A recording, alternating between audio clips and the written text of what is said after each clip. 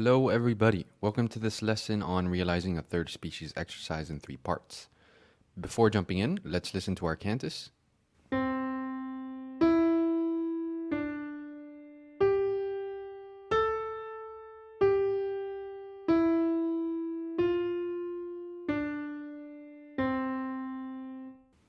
We're going to have our third species line occur in the bass part for this exercise. Whenever the cantus is in a voice other than the bass, I usually start with the bass part because it creates the foundation necessary to fill in the rest of the voices. In third species, it might help to plot downbeats as I've done here. I begin by leaping down from G to E, which allows me to exploit the D as a lingering dissonance. This sets up a nice stepwise ascent to G. Notice how at the climax A, we have the subdominant under it, F. Climaxes harmonized with the subdominant are always nice. You'll see I have 2 A's here because it's unclear if I'll land on the high or lower A. But one thing is for sure, I want to have deceptive motion occur here because it will allow this G to linger as a dissonance, and deceptive motions are just nice sounding to me. I cap the ending with a standard 2-5-1, however it's unclear whether I should land on the G or B at the penultimate bar. It's also unclear how I should start the realization, so for now this is a good sketch. Let's start connecting the dots. I began with an upper neighboring tone which allowed me to reach the E smoothly by step. Notice in these 3 bars, all downbeats are steps apart. Filling in ascending steps with 3 notes in between can pose some problems, but don't forget about your bag of tricks. Leaping down a third and then ascending by step is a standard way to do this. However, we can't duplicate this figure to get from F to G because consecutive melodic duplications aren't allowed in counterpoint. We have to do something else. In third species, we have the possibility of doing things we couldn't in second species, one being double neighboring figures, which is exactly what I did here. See my video on third species counterpoint if you want to know exactly how double neighboring figures work. You'll notice I opted for the lower A instead of the higher one. I wanted the deceptive motion to have more resonance and thus aimed for the lower register. Landing on B instead of the higher G that was also marked as a possibility in the initial plot was really the only option because reaching the G would have involved a less satisfactory line. Now it's time to fill in the inner voices.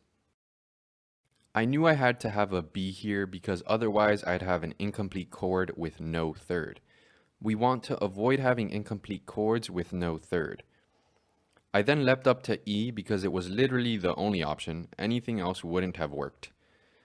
I then went to C. Going to D was also possible, but I preferred to have a strong root position chord at the climax over a first inversion chord that the D would have created.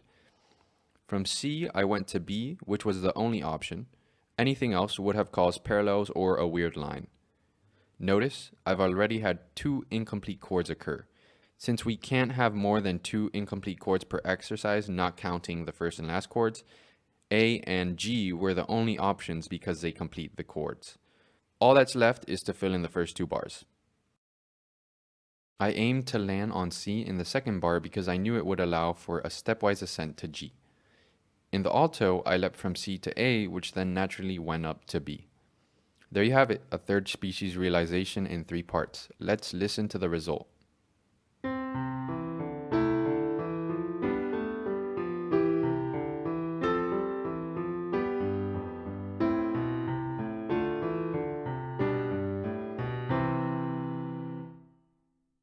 Pretty good, especially for this cantus, which can pose a ton of problems when placed in the upper or middle voice.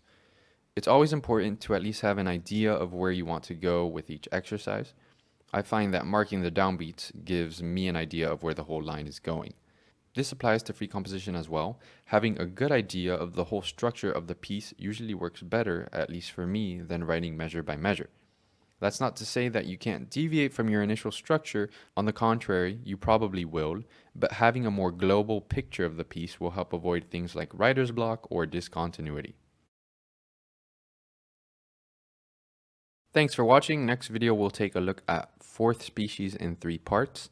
Don't forget to follow my Instagram at bachtothebasics, and for those who are interested in lessons, you can email me at bachtothebasics14@gmail.com. Thanks again and see you next time.